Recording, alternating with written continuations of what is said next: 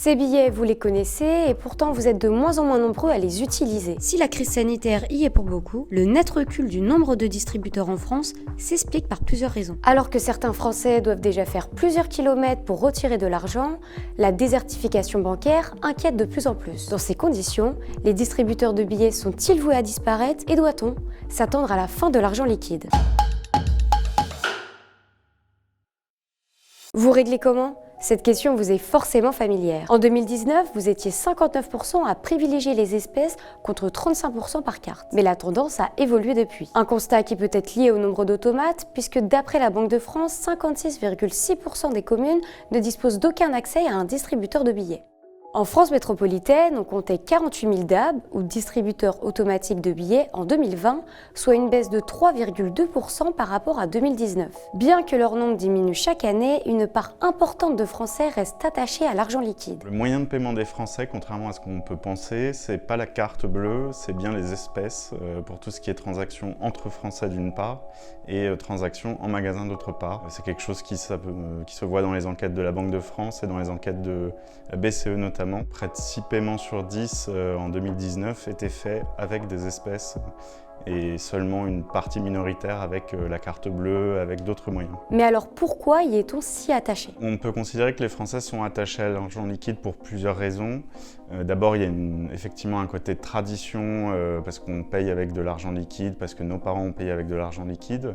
Il y a aussi un côté où l'argent liquide rassure les Français, dans la mesure où c'est quelque chose de tangible qu'on peut garder, notamment dans les périodes de crise, ce qui nous rassure parce qu'on sait qu'on a cet argent à portée de main, où on a l'idée que la banque peut s'effondrer ou que le système peut s'effondrer. Depuis plusieurs années, les habitudes des Français évoluent. Selon une autre enquête conduite par la BCE en juillet 2020, la population française délaisse peu à peu l'argent liquide au profit de la carte pour les achats quotidiens. Une tendance poussée à la fois par la crise sanitaire et le développement du sans-contact. Il y a une tendance générale avec l'acceptation généralisée par les commerces de la carte. Le Covid a fini de convaincre les commerçants qui ne voulaient pas accepter les paiements par carte pour des raisons pratiques, pour des raisons financières aussi, puisque ça représente un coût facial. Le paiement par carte, vous devez louer un terminal de paiement, vous payez une commission à chaque transaction, alors que traditionnellement, les paiements en espèces a priori, ont un coût neutre, alors qu'en fait, il y a un coût. Le relèvement du plafond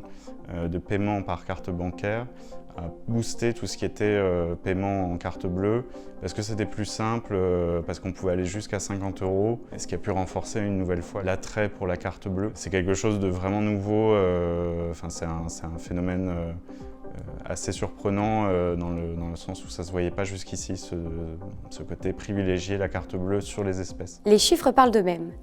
En 2020, les paiements sans contact ont explosé avec une augmentation de 53%, tandis que les retraits en espèces ont chuté de 23%. Cette tendance a en partie contribué au recul du nombre d'automates. D'après la Banque de France, si le nombre de distributeurs baisse, cette baisse se fait toutefois sans une dégradation de l'accès aux espèces. En effet, elle précise que plus de 99% de la population métropolitaine âgée de 15 ans et plus réside soit dans une commune équipée d'au moins un automate, soit dans une commune située à moins de 15 minutes en voiture de la commune la plus proche. Si l'accès aux distributeurs est plutôt assuré, un autre détail entre en jeu. Certains consommateurs doivent parfois faire plusieurs kilomètres pour trouver un point de retrait compatible avec leur banque. Pour pallier ce problème, entre autres, certains DAB n'écartent pas l'idée de se mutualiser. Ce projet, il est à l'état de réflexion de ce qu'on comprend. De ce que je vois moi, en tout cas, il y a un côté où pour la banque, l'intérêt c'est de mutualiser les coûts.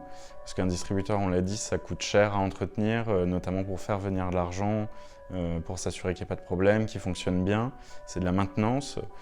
Donc pour la banque, ça peut être une économie.